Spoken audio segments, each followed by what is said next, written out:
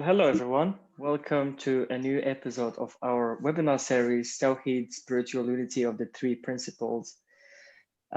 Today, we have a special guest, Ptissem Abourachid, and she's going to talk about navigating through breakup and divorce as a Muslim woman's perspective, from a Muslim woman's perspective. And Ptissem is a writer and a 3P coach, and she co-counseled clients with Mamoun Youssef while specializing in helping men and women overcome the challenges in their marriages and their relationships by helping them to see the truth of their experience. And she also coaches people who are victim of domestic abuse, and she's currently writing her debut book, The Domestic Abuse Diaries. So it's really a pleasure to have you with us, Ptissem. So before we start, thank you. So before I give it to you, I'll give it over to Harry to share his experience with divorce. And go ahead, Harry. Yeah, it's good. This is really a powerful topic, because in my life, 22 years ago, I had a divorce in which I had no intention or any idea that it could happen. And it was indeed the most difficult time of my life. And without the love of my son, I'm not sure I would have made it, even though I had the three principles and all this stuff. I just needed the support of some love in my life. Now, 22 years later, from a woman who dramatically hated everything about me, we just yesterday spent 54 minutes, not with relationship to this show, talking with beautiful feelings, comfort, and everything. And so the first thing I want to emphasize is the reason this is a beautiful story that Ptissem is talking about is because it leads to happiness. Yes, the moment, the time is very difficult, but the happiness is worth it. And when a situation transforms or stops, it's because we have seen something we needed to see. In my case, I saw, oh, there must be something wrong with my thinking if this could happen to me. And when I saw that, I also saw it takes two to fight, and we never had another fight again. So it's a evolving experience of beauty, love, and going inside yourself to uncover our hearts. So that's what I wanted to share with you. And Ptissem has a beautiful story, her own story, not my story. Go ahead, Ptissem. Introduce yourself if you feel like it, and then just roll into the story, and then we're going to chit chat and go from there. Yeah, sure. Thanks again for having me, and thank you guys for joining us. I guess for me, as I was, just saying briefly earlier, it has been 5 years, and 5 years is not a very long time. But when I think back to the period leading up to me leaving my ex-husband, it feels like a lifetime ago. My ex-husband was emotionally abusive, and slowly over the years, and we were only married for 4 years, but slowly, it started getting worse. It started getting a bit physical, and basically culminated in him attacking me when I was pregnant. And that for me was really scary, because I thought, if he can, physically abuse me when I'm pregnant, then I'm scared. I'm actually scared about what he'll do next, and I can't trust him to not hurt me. So I knew I had to leave, and it was literally leaving then and there in that moment as soon as he did that. And I went to my parents. From there, I went to a women's refuge, and I spent about 5 months there. And then they basically provided me with housing and security, and I had that fresh start away from my ex-husband. So from the outside, it looked like, oh, great, you've left your abusive ex-husband, you've got, a home for you and your children.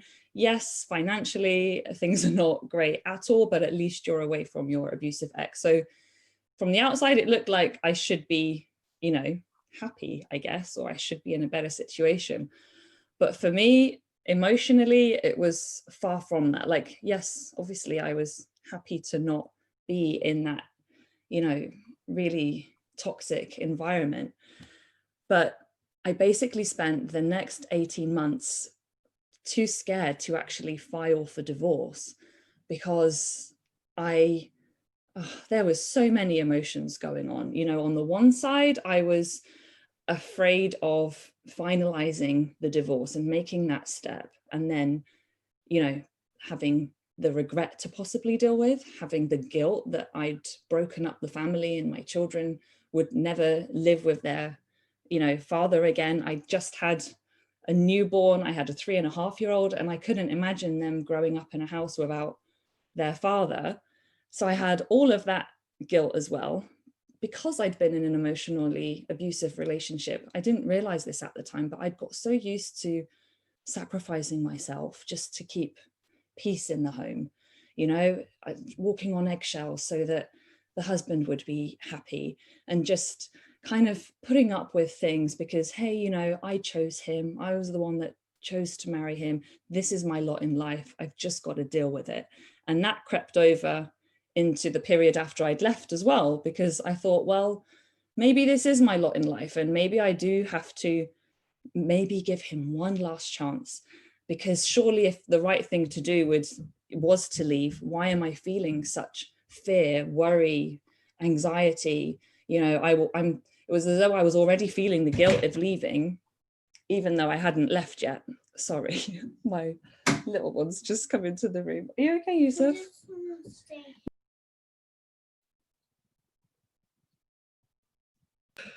Okay, sorry. So I had a ton of emotions going on, and I felt really overwhelmed with it all. And then I was also thinking, if I did leave in the future, what would that mean for me? Would my children grow up and resent me for leaving their dad? Would I ever meet anybody? As a Muslim woman, from a cultural point of view, if you get to 25 or 27 and you're single with no kids, it's hard enough to get married then, let alone me being in my mid-30s with 2 children. I was like, I will never meet anyone again. So the possibility of another marriage or relationship in the future was not an option. So I felt really stuck, not knowing what the best thing to do was, but also knowing that I didn't want to be in a relationship like that again. To summarize the state I was in, I was just completely overwhelmed. And then on the other side, I felt totally resentful of all the people out there that had good, healthy marriages. Even my own sisters, they would share pictures and stories of what their husband had got them for their birthday, or they would complain about something in their life, and I would think, oh, well, poor you, look at me, I'm the one that's the real victim here, and you guys have got your husbands helping you, and you guys, your life is so much easier compared to mine, and oh, well, good for you, look at that lovely watch your husband bought you. And I felt really resentful that my marriage hadn't worked out, that was, to me, my one chance of having a good life, and that it hadn't worked, and that he'd kind of robbed me of that good marriage that I could have experienced and that good life. And then the resentment turned onto me. Well, you should have chose better. You were the one that chose him. You're so stupid. Where were you looking? Where were you looking when you picked him for your husband? There were red flags all over the place. Now look at where you've ended up. I got housed in an area that's predominantly social housing that I've never stepped foot in my whole life, just because I've never really needed to. But in state of mind, I suddenly felt like even more of a victim, like, poor me, look at this area I've ended up in, which is not the best areas. And I now have to raise my children in this area. I had crackheads living next door who would keep us all up at night with music and fighting out on the street. And I said on more than one occasion, I hate my life, because I saw no way of it getting better. The only solution to me at that time, and this was a genuine, like, this is the only way things can get better for me, was to go back in time and not marry him. That was the only way I could see that things would get better and that I would get to a place where I could be happy again. You know, I was really, really low, and my sisters all tried to help and perk me up. And it got to a point where they were like, I don't really know, there's nothing more we can suggest for you, and perhaps you should go to the doctor and get some antidepressants. And I think at that point I thought, I don't want to do that. I want to be able to trust in God that I'll get through this. And so I just plodded on for a few more months. And thankfully, the opportunity came up for me to speak to a 3 Principles Inside Out coach. And we had a coaching session, and I just, verbal diarrhea, just dumped all my problems on him. And in that conversation, I think I was able to see something a little bit differently. I was able to see so much of what I thought was my reality. I was able to see that actually some of that, I didn't know at the time that all of it was just my made up thinking, but that coach helped me to see that the main worries I had were just made up movies in my mind, and they weren't actually real at all. And the minute that I was able to kind of identify some of that as just my thinking, instead of, no, this is real, this is my life,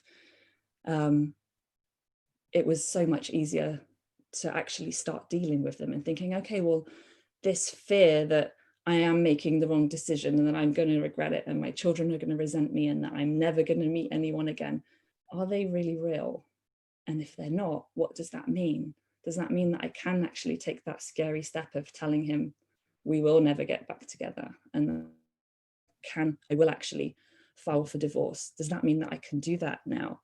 Because I don't have so many fears on my shoulder. And obviously, you know, there were going to be very difficult conversations to have. You know, I still had, that that feeling of needing to sacrifice myself for my family, and I'd never put myself first. He had always come first. The children had always come first. So even just thinking about having to have that conversation with him, and making him feel sad because he's going to have a broken marriage now, I felt really bad that I was doing that to him, not realizing that that wasn't true either.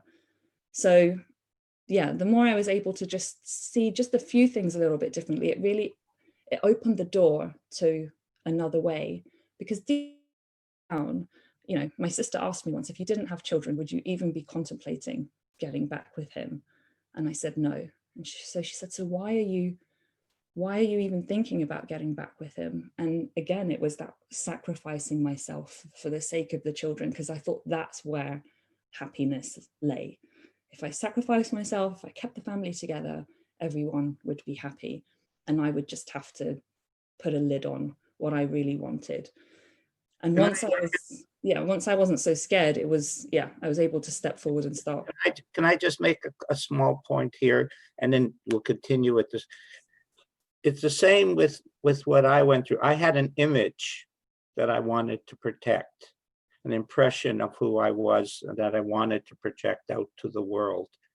And what I found was that I had this understanding of Allah, or this understanding of the spirit within, but I had covered it over with dishonesty.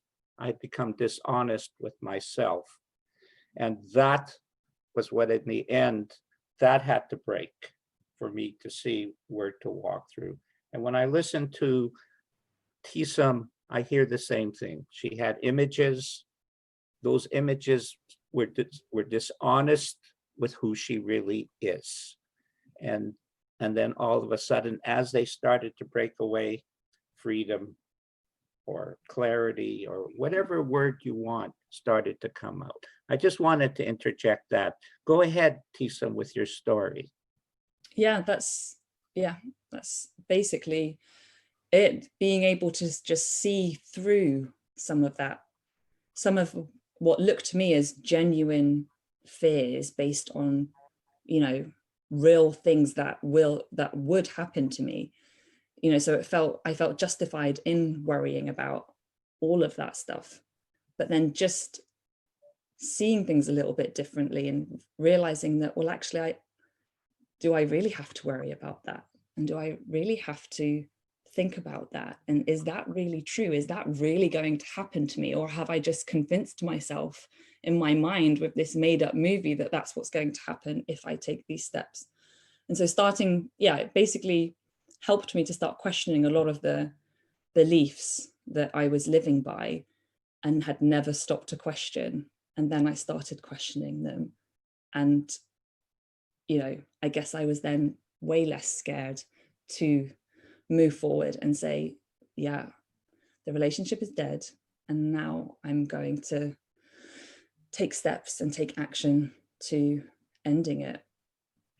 And it also inspired me, you know, I took those difficult steps and had those difficult conversations, but just having the light kind of shone on those bunch of fears around that situation made me realize, well, I wonder how much else I've got going on. And if I am going to take this step and finish the marriage for good and be a single mum to these 2 children, there is absolutely no way I want to do that with the mindset that I've had these past 18 months, because it wasn't good.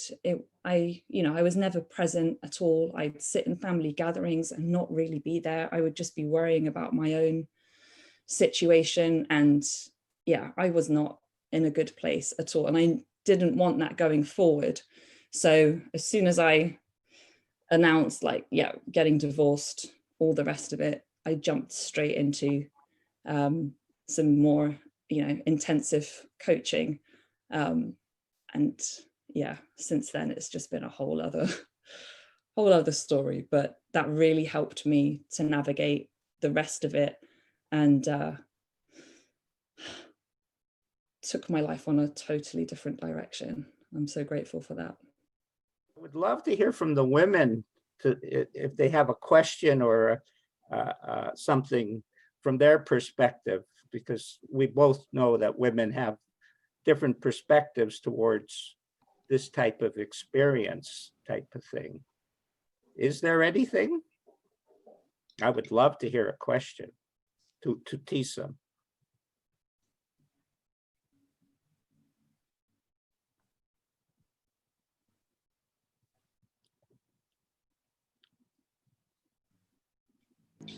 I'll go.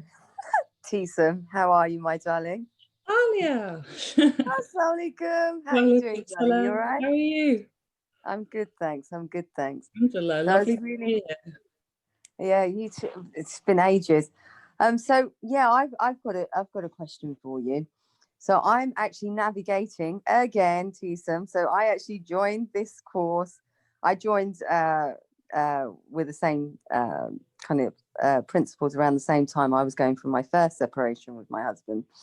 And we managed to, as you know, get it back on track. Alhamdulillah, did Umrah. And we've gone literally full circle. But this time, Ptissem, he's taken my children. So I have, but also in this, as we said, you know, you were talking about the, and Harry spoke about the evolving. When you evolve through the process, evolving also in for me, because I think is seeing where, for me, I've seen where I've gone wrong. I've seen where I planted all my eggs in one basket. I've also seen where my anger and my control in the whole situation was in the marriage. And I think the insecurities that lied within from the first time, obviously, of what happened, how the roles switched. Okay, so I completely have been outside in for the past 2 years since I left the inside out understanding. I don't believe that. Believe me, darling. So my biggest fear is I feel like I went from almost abused, and I switched roles. This is such a hard thing to say to anyone. Please don't judge me, anyone that's on this camera. And I literally feel like at some point where the fear, I got so engrossed in the fear and the where you was at that transitional stage. And I think where you made that choice actually to drop the illusions, I didn't drop the illusions. So I went full circle and pushed and pushed and pushed and tried my hardest. The thing that I'm struggling to do is to letting go and forgiving not only his choice of what he's decided to do, but forgiving myself as well in the process of who I became based on the fear. And that's where I am in the evolution of all of this right now. And everybody, man or woman, definitely faces the same fear, and it's a big one. Everybody. This is where I'm stuck right now. So I'm trying to. So let's hear what Ptissem has to suggest about that. Not to put you on the spot. Yeah, I mean, you know, it's so hard. It's so easy to be hard on yourself about decisions you've made in the past, choices you've made, how you've acted. And, you know, some of the women that I've coached that have been in toxic relationships, and I think at times your marriage has been quite toxic. You know, it's the easy, you know, it's like me saying, oh, the only solution is to go back in time and not have chosen this person. And a lot of that, you know, being hard on ourselves comes from seeing that perhaps as the only solution. And, oh, well, I shouldn't have done this. I shouldn't have done that. Perhaps if I'd have done this, perhaps if I'd have done that. And, you know, we do what makes sense to us in the moment.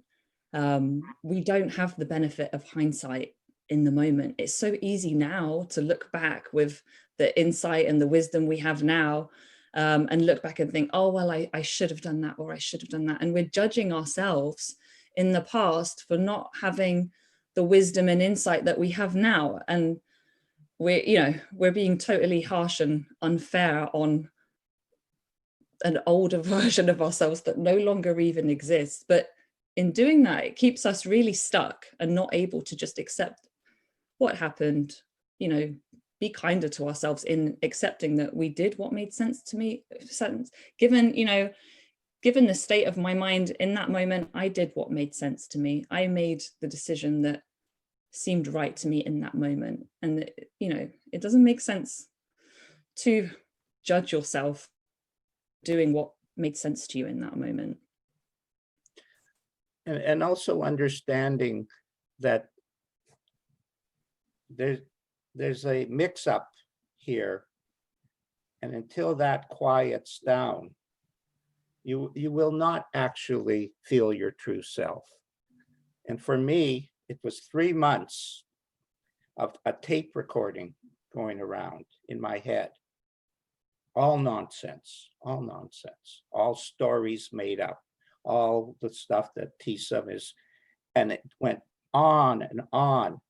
And I waited, and after 3 months, all of a sudden it stopped. And I said, oh, there I am. I never want to give myself up again for anything in the world. And so there's a process of waiting until, as Omar was suggesting, the power of the insight or the power of the spirit reveals to you what you need to see. We are growing, evolving spiritually, and this divorce or friction is actually one of this, like a death. It's like a death. It's so final, and it's actually the biggest teacher. And for me, it changed my life. When I found myself again without all of this, I found the lies. I also saw the lies I had been telling myself, lots of lies. And then the honesty, all I had to do was be honest with myself again. And that I knew when I wasn't full of trying to protect this.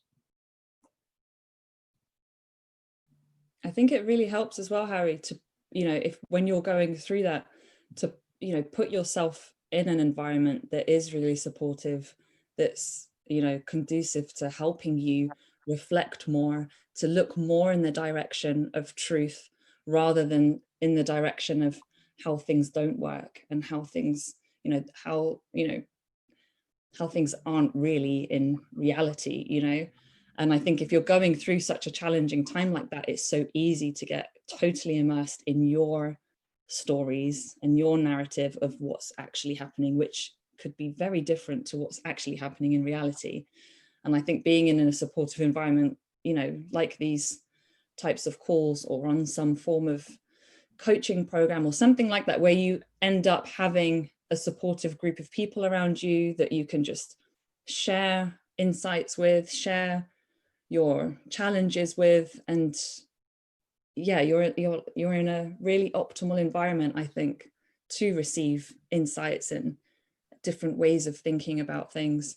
So I find that for me was, as you said, it was a period of evolving for me, and most of it happened over a year, so yes, at the beginning I was definitely what Omar was saying, looking at people on Facebook and thinking, oh well, good for you in your happy marriage, and I would unfollow them because I didn't want to see their happy pictures on Facebook. I thought, well, good for you. And there was still a lot of that, I chose wrong, I should be living that kind of life, I should be happy, I'm a good person, good things are supposed to happen to good people. And it took a year to go from that to being in an environment where I was looking in the direction of truth all the time and questioning all of these beliefs that I had about myself, about life, about marriage. And then, as you said, Harry, feeling like myself. And once I had that, I was like, oh, I want more of this. I'm never going to go back to that. I don't ever want to go back to that. And I know I'm never going to go back to that. I can't now. I've seen something true. So I think when you are going through something challenging, to be in that kind of environment that really helps support you in your journey towards truth and away from what's not true is, for me, the most helpful thing I did. I always say to my family, I wouldn't even want to think what would have happened if I wasn't in that environment at that time, because it was almost like this, yeah, it just totally put me in the right direction for healing. And for me, that was the love of my son. He saved me. I had no love except for the love of my son. He desperately needed me. I desperately needed him. And that's what carried me through. That was the support, real love, not with the car and the stuff attached to it, type of thing, the real good stuff. Yeah. And well, I'm still, when you say that, and I know everyone had something, and I'm literally wondering, like, I think for me, I'm still stuck a little bit. I'm still in that evolver stage. So I'm still a bit of woe is me kind of situation of this. I think for me, that's what carried me through last time, my children. And now I'm looking, I don't know, it's this process of where is the love, isn't it? And I suppose it's still pointing me in the same direction. Look within. Love lies within, and it it still feels a bit empty, to be honest. But what you say is so true. It's so true. It's the only place we come out with. That's the only place I'm going to find salvation or answers. Everything else. It is a lot, though. For me, Ptissem, I would say we all get directed in some way, and for me, it's always been my quest for that truth, that connection. And I feel that is what's pulling me through gently in terms of, I feel so much more calmer now. Harry, you spoke to me a few weeks ago. I was not very calm, so there is a process that's been happening here, but it's still like, I still have that feeling. But what if it changes? What if those doors open? What if, it's still in that, if I just change, if I just do this, if I just do that. So yeah, I think that's the hardest part, because that false belief that we talk about, I don't think the false belief is, for me, I don't know how to look at that belief. Like, I'll be happy when my children are back with me, which seems like the most realist thing that a mother could ever say. I'll be happy when I can give them what it is that he's given them. I'll be happy when, you know, so I feel kind of stuck in that portal right now, if that makes sense.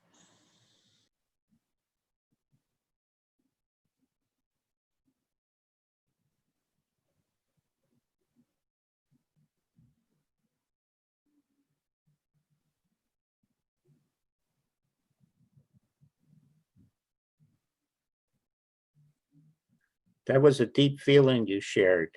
Thank you. A real feeling. That was a real feeling.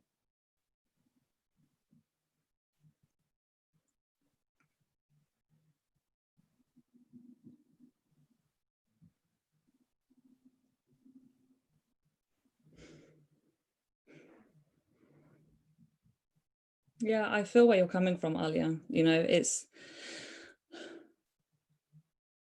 it can feel very real. You know, obviously you want your kids with you. And so it can feel like a no-brainer. Of course, when I have my kids back with me, I'll be happy. And it's just that kind of that tiny distinction, you know, that yes, I want my children back with me. Yes, I want to do everything I can to have my children back with me. Like, yes, you want your children back with you 100%. But differentiating that from like, it's almost like you've created a rule for yourself. Like, I'll be happy when my children are with me. And at the same time telling yourself, I won't, you know, I can't be happy until my children are back with me. So it's like, this has now become a belief that you're probably, you know, just maybe even subconsciously living by, like, I can't be happy now until my children are back with me. And that's what's not true. Yes, obviously you want your children back with you 100%, you know, which, you know, who wouldn't? But it's just, you know, just being really careful sometimes to not live by a made up belief that's telling us we can't be happy until all of these things happen, because you know, and I know it doesn't work that way. It can seem really, you know, really real sometimes. And like, yeah, it totally works this way. And that's why I find it super helpful when you're going through super challenging stuff like that, to just keep looking in the direction of truth, because the more we're reminded of how things don't work, the more we're able to just be way more accepting of what's actually happening, and, you know, quieten those thoughts of things would be better right now if, things would be better right now if only this, if only that. It can really kind of rob us from just experiencing what is. And what does create change with the kids is really an important question. And what I found in my life was my kids got closer and closer to me as I grew in love and understanding of who I am. And the more I just started to share my happiness, the closer the kids came to me. They just wanted me to be happy. They didn't want to hear about, you know, and as I got happy and content, I started to listen more to them. I started to attract them more and stop talking about myself so much, but more about what they wanted to share and so on. And I started to respect them because I could see, as you can see as a mother, how important your heart needs that love. But I had to grow happy to attract it. And my daughter, one of my daughters, I have 3 kids, one of them for about 10, 15 years, really, we had a very distant relationship. And now she talks to people, you know, people say to her, people don't change. And she says, well, that's not true. My dad changed. And that's that to me is a big compliment. So you help your kids by growing in happiness and love. And yeah, I understand the difficulty, but there's no simple path to truth. You know, it's actually, as Sydney Banks said, it's a contact sport. And right now, there's a lot of contact. It will bring the best out of you if you really want it. And I believe you do. I honestly do. You want it. You don't want to just be back with your kids. You want to be a companion with Allah, a companion with your true self, a companion with your understanding of how to help the world and your family. We all need that. We all need that. It's a journey. When I was reading the 40 Rules of Love, that you, by the way, I got that from Alaya. She gave it to me. So much of the Muslim teaching is about you go through stuff and rip away your bullshit. Excuse the expression, but your nonsense about yourself. So much of it is about that. And Shams, who is the teacher of Rumi, it was all about that, breaking Rumi's images of he was well loved, well respected, rich, had all the things, and that was what was holding him back. He needed to see, and he thought he was a lousy poet. He couldn't write. He wasn't the poet. And of course, Allah said, "You are a poet." And it turns out, to be honest, I have rarely read anything as beautiful as from that man. So if he had to be ripped of these onion skins, surely we do as well.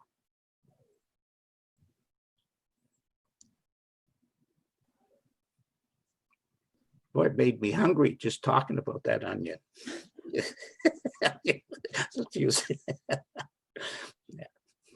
Yeah, touching on the spiritual side of things, you know, you've just reminded me of like after I filed for divorce, I attended like a 3-day coaching event, and that was my first kind of introduction to anything related to the inside out and the 3 principles. And you know, apart from the one coaching call that I'd had, and you know, one thing that you said about breaking through those layers, like I'd convinced myself that I wasn't ever going to be able to feel a spiritual connection with Allah anymore, with God anymore, because I could only experience it if I did XYZ. Like I used to feel, before I had kids and got married, I would go on long summer holidays, just like laze around on the beach for a few weeks, nothing on my mind at all other than what I was going to wear each day. And I had a really quiet mind, and I associated that quiet mind with just feeling,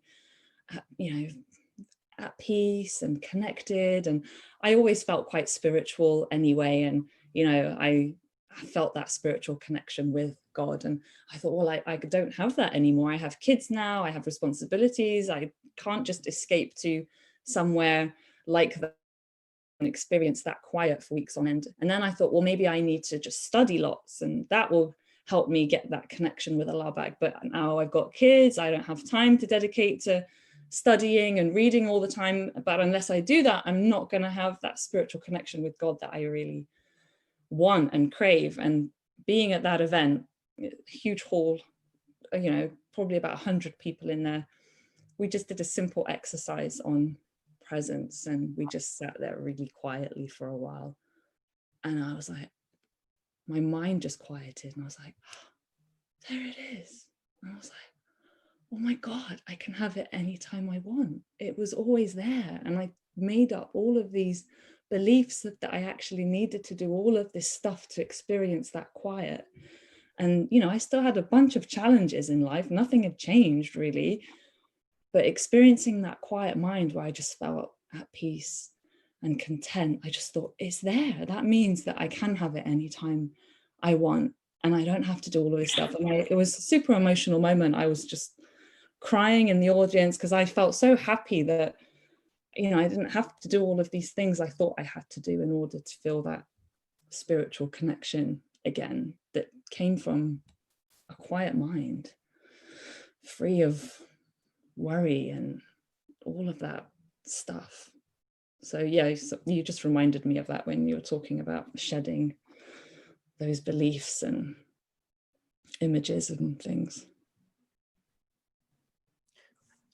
Jay, what do you think about all of this? Or is that, who are you, Jay? Is that Yeah, your? Jay is my childhood friend. It's nice to see you on here. Hi everyone. I know Ptissem very well, and yeah, we've been through a lot together. And I just want to say, I hope you don't mind, Ptissem, when you got married, you weren't yourself. You just wasn't with us, were you really? And every time I saw her and spoke to her, she was miles away. And you put a good act on, like, I'm happy, married, got my kids. And then it was a shock. And then this happened. And yeah, but now this is Ptissem, I know, and love and strong. And I'm really looking forward to reading your book. She loved English when we were at school. And yeah, you did lose yourself. And I think in every marriage, when you get married, you do lose yourself. Yeah. Because we were on that beach, just being happy, free, no stress. And when you get married, that is stress. And especially being a Muslim, you can't, it's an act, isn't it, Ptissem, really? Because I was sort of, you know, I go to work and I'm English, and then you're married, and then you have to be a Muslim in front of your in-laws, and there's so much cultural stuff. Yeah, and it's all fake. I found it all fake because I don't know, I just am who I am. But yeah, it's hard work. It's it's the cultural. It's not happy. It's not happy. That gets in the way, because a lot of that isn't even aligned with Islam anyway. And I got so used to living by the cultural expectations of my husband, and you know, got them mixed up with what my religion, you know, expected of me as a wife, and just thought, well, I have to do this. I have to put up with that. It's easier to just say, okay, fine. And I think he brainwashed you a bit as well. Yeah, it was, I had an easier life if I just accepted how things were and just thought, okay, do you know what? I'm not even going to try and ask to go and see a friend, because he's going to say no, and he's going to dress it up as a cultural stroke Islamic belief, and I'll look like the bad wife for protesting. So it was easier to just think, okay, this is my lot. I'm not going to be able to meet friends. I'm not going to be able to stay at my sister's for the weekend. I'm not going to be able to have people over. And it's easy I'd rather have a quiet life than not request to do all of that stuff, and therefore lose what I loved to do. And it was only after I left him that I would stand in the kitchen and think, I can go for a coffee with my friend. Yes, I can do this. I remember you came round to visit me after I got divorced, and you were with US. I wrote about this because you inspired me. And remember you just talking to your sister and saying, oh yeah, Ptissem, she loves to sit and read a good book in the evenings. And I remember, I didn't say anything to you, but I remember thinking, I don't do that anymore. Like that person that did that, I couldn't remember, you know, if it felt like a different person. I thought, I don't do that anymore. I didn't do anything for me anymore. And then after that, you know, in the months after that, for me, I was like, I found myself again. But really, you know, I was just reconnecting with who I really was, with all of that baggage and cultural burden that I guess had been put on me in the marriage, that I just come to accept as reality and what I had to put up with, when I didn't at all. Couldn't see it at the time. But you got out. It's kind of Harry, funny what you said. It's like a death, because my dad said when I separated from my husband, and I was like, he's doing this, he's doing that. I'm going to, I used to cuss him and I used to do madness, honestly. When I think about it, I was very immature. And my dad just pulled me up. He goes, Jay, just think he's died. That's it. He's dead to you. And I just thought, you know what? You're right. And I literally just thought, that's it. He's out of my life. And it was easier to cope with. One of the things to give a man's perspective, because of course we were listening to a woman's perspective, just right, is a lot of it is done innocently by the man. He doesn't even know. I'm talking about me now, okay? I didn't even know I was being prejudiced or bringing old values that were restricting my wife, type of thing. So I had a very liberal perspective that I was extremely open-minded, of which my wife quickly rewarded with me was, no, you can't, no, no, no, no, no, no, no, no, all of which were true. It was like I needed to understand. So in one level, it's the role of the woman to train the man to be a little bit more open to the ways of the woman. I know that's the way I feel about it anyway. It's part of the role, because we are kind of brought up, that we're king of the castle. And the reality is, of course, in the modern world, especially North America, the woman is the boss. So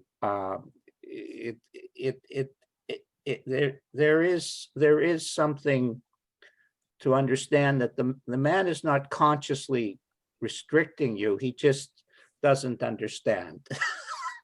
Period. And as that breaks away, you free his heart.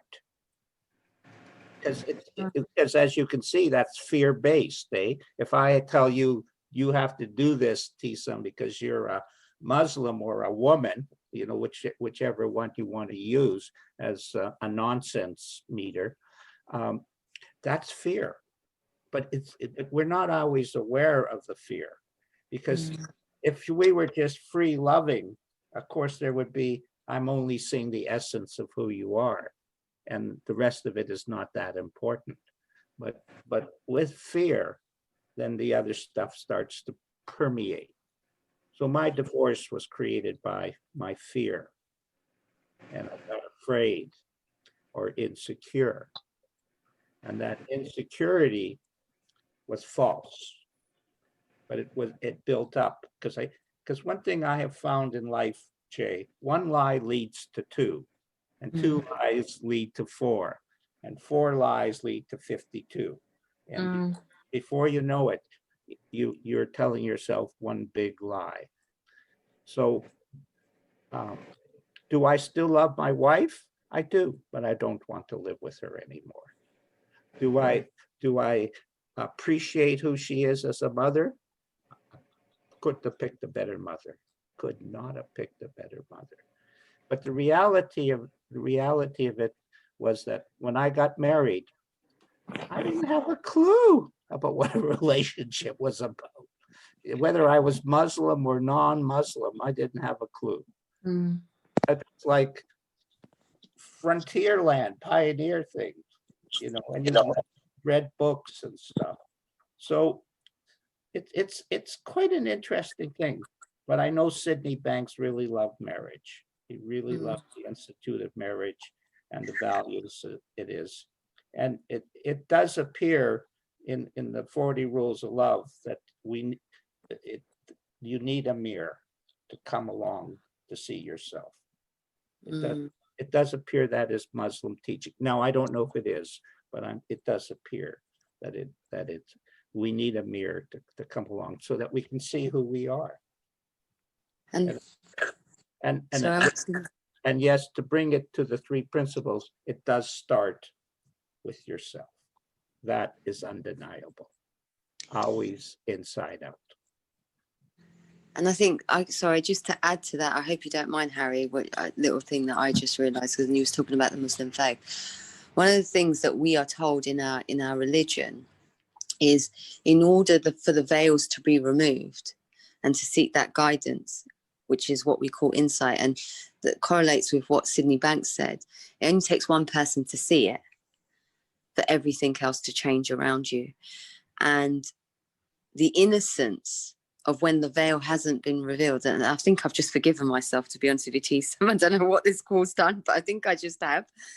But I realized in the innocence of that veil, that veiling being removed, because when you're not coming from a place of truth, love, and understanding, you are never going to mirror or be able to see. That's why I call it projection. You never actually see when you are mirroring love and truth and understanding, which is wherever you go, whether you're a Christian, a Muslim, gosh, what is it? Judaism, Jewish, or you practice something that you believe in, a true belief that points to truth. You're always going to see that ultimately there is something bigger than you, and there is a greater love and understanding to be had.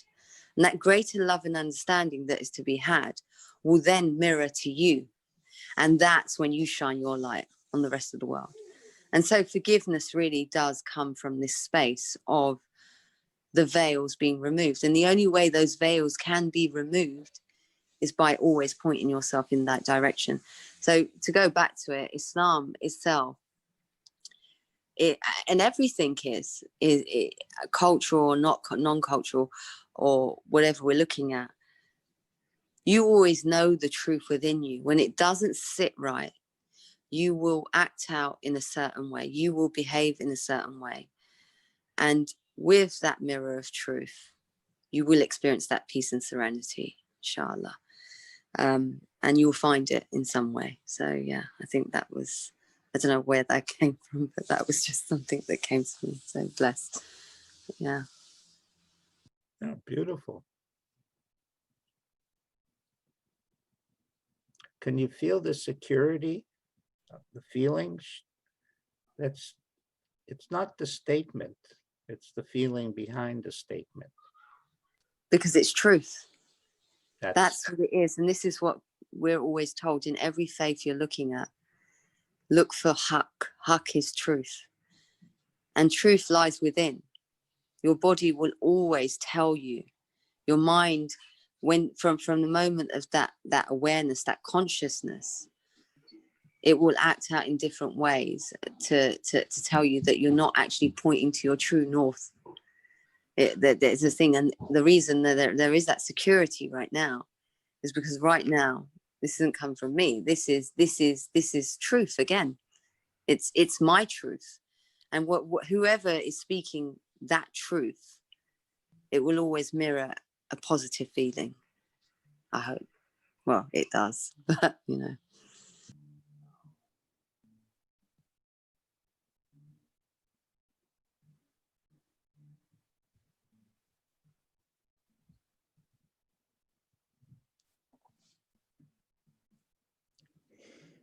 Harry, I wanted to touch on something you said just a little bit before about, you know, from a man's perspective and not even knowing or, you know, being conscious of the things that you're doing. And it, you know, it reminded me that once I started learning about the 3 principles and the inside out paradigm, it really helped me to manage this new relationship that I now had with my ex-husband, because obviously he's still in the picture. You know, he has 2 children, he's still in the same town, and you know, I had to navigate that new relationship with him. But learning about, you know, learning about this truth really helped me to understand that what he'd done, the way he'd behaved, the expectations he had, he didn't know, but he was living in that illusion that he needed to do things a certain way, that things had to be a certain way, that I had to be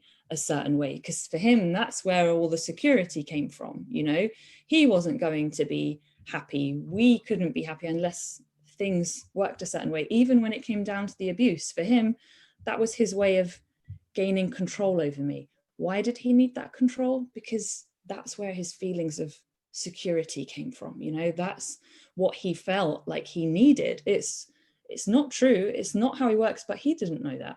He's lost in that illusion. So knowing that and understanding that about him, there were never any moments of like resentment, like, I can't believe he treated me like that.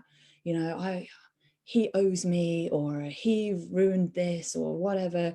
I didn't really experience anything of that. I was, you know, very glad to no longer be in a relationship with him, but I didn't hold any ill feeling towards him for how I'd been treated. It was a marriage. He was abusive.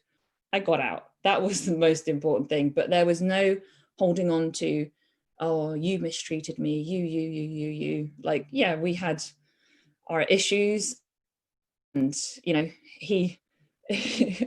I was outside a lot over like the first year or so when I was trying to deal with this new relationship that we had, and that evolved. And as my understanding of the three principles deepened, I was able to be a lot more neutral about things, put boundaries in place, recognize issues for what they were, and put things in place so that I wouldn't be disrespected anymore, or that I wouldn't have to, put up with bad treatment, even if it wasn't physical anymore. So not getting caught up in the emotional side of things really helped me to focus on the actual challenges we faced as the relationship evolved, and putting those much needed boundaries in place. And there wasn't really any kind of focus anymore on why he did it and how that affected me, because I was able to see the truth of what was actually happening.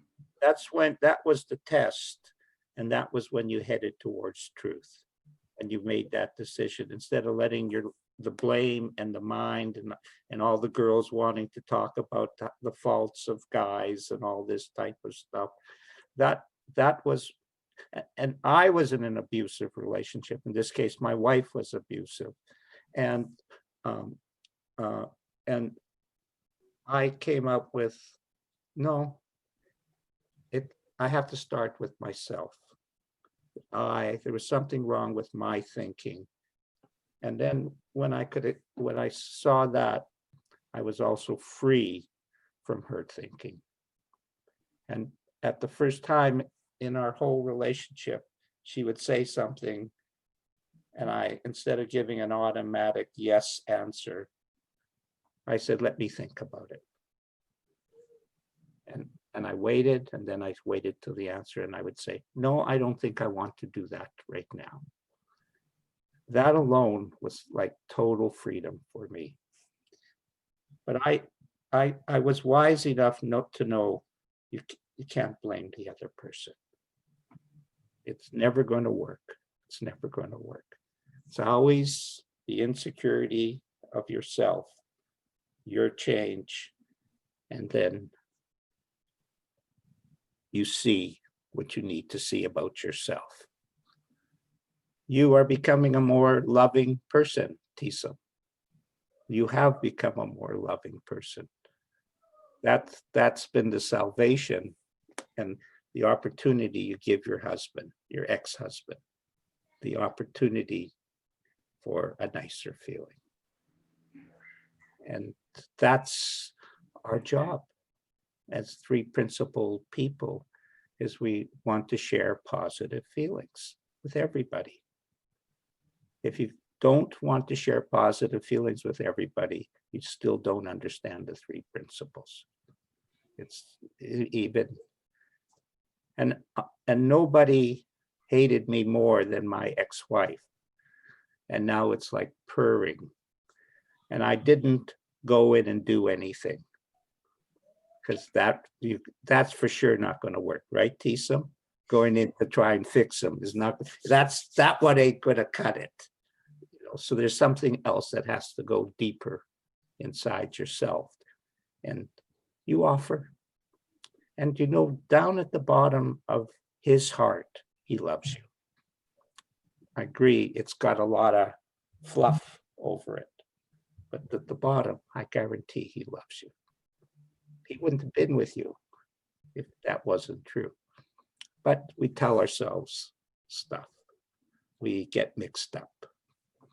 And there is a saying I want to add to this. Sid would say, to forgive is to forget. That's the golden rule. If you're thinking about it still, you have not forgiven. Just let it go, guys. It's the past. Even though and kiss it, because we know this is what brought Ptissem to here, to be able to share so beautifully and to help other people. And obviously, Ptissem, in the Muslim community, there is a need for a Muslim woman to help other Muslim women. That's obvious. I don't understand it fully, but I do know it's necessary. And so you're providing something, a breath of fresh air when it's needed. And I think Ptissem, Allah has written this for you because you've done this journey and you're going to help so many people because you're the voice. And I wish, maybe if I had this around when I had my marriage breakup, I wouldn't have done silly things like this. But it's a good thing. You probably get a bit of backlash from Muslim men. Nothing, no, that's nothing new. But you, Allah be praised. But maybe you had to do this journey to help others. It's all been written for you, and you just do you, and you're a good person. And it angers me because she's one of my best friends. She went through that abuse, and I didn't even realise. And you're such a strong character, and he broke you. But you're back. He just broke the outside. He didn't break the inside. I know. I honestly, to this day, I'm so shocked that she let it get like that. But obviously, it's weird. It's like, really weird because you know how feisty we were when we were younger. Yeah. You just adapt. It becomes your new normal. It doesn't feel. There's hard times. And the thing about abusive relationships are that they're not abusive every day. It's not like every day you come home and you get beaten black and blue. You go months where it's actually pretty nice and you're going for meals and you're visiting family and everything's fine. And then boom, over nothing, something happens. You're like, and then you have another few months of everything's fine and you forget. And then boom, something happens. So for me, it was like every 2 or 3 months, and I didn't realize it was a cycle because there was long enough in between for normal life to resume. And I got so used to the restrictions on me that I just accepted, this is what a Muslim wife should and shouldn't do. And really, they were just his cultural beliefs dressed up as Islam. So that stuff I just got used to and lived according to that. And so there wasn't really any day-to-day problems. But the minute I tried to push that a little bit and try to get some of my freedom back, there would be a problem. And that probably happened every few months. It wasn't until I left him and I made a timeline for myself so that to remind me to not go back, that I realized there's a cycle here. Every 2 or 3 months, an incident happened. And I didn't realize it at the time. It just felt like, oh yeah, last time he did this and the time before he did that, but he's not abusive. And it wasn't until I wrote it down that I thought, oh my gosh. And then I started reading about domestic abuse and thought, oh my gosh, so much of the stuff I'd got used to and just dealt with day to day as if it was nothing, that was abusive too, but I'd got so used to it and accepted it just to have a quiet life. And that's when I really realized how abusive it had been. What would you say to someone who says to you, I think I deserved it? You think, sorry, I missed that. I think I. What would you say? It's a question to Ptissem. If a lady or woman said to you, I deserve to be beaten. Oh, okay. What would you advise her? Similar to what I was just saying about how I read this book when I was in the refuge. It was called Why Does He Do That? I think the author's called Ed Lundy or Ted Lundy. And it was only through reading that book that I realized that so much of what I was experiencing day to day in my marriage was actually abusive behavior. And it really woke me up to the level of abuse that I'd actually been putting up with. Because for me, it was just the incidents of physical abuse. And then reading that book, I was like, oh, you're subjected to quite a lot of it. That too. And he did that right at the beginning. Oh, and he did that before he started doing emotional abuse. And then he did, and it just, I really opened my eyes to what I was actually experiencing. And so I think for somebody to say that, they don't actually realize that they are being emotionally abused or physically abused or whatever. I think they've accepted so much of what goes on day to day as normal. So, oh yeah, well, it must be because I deserved it, because they really don't quite get just how abusive the relationship is. Because once I started realizing how abusive it was, that's when I was like, oh, well, I can't go back. Oh, but then I had the longest list of worries in my life. And that's where the limbo phase came in that I lived in for 18 months. I now knew the facts of the relationship that were not good. And I knew that the relationship was 100% abusive and I really shouldn't go back. But then I had all of my fears and worries holding on, saying, but you can't divorce because then that means all of this bad stuff's going to happen if you do divorce. And that's why I stayed in limbo for so long.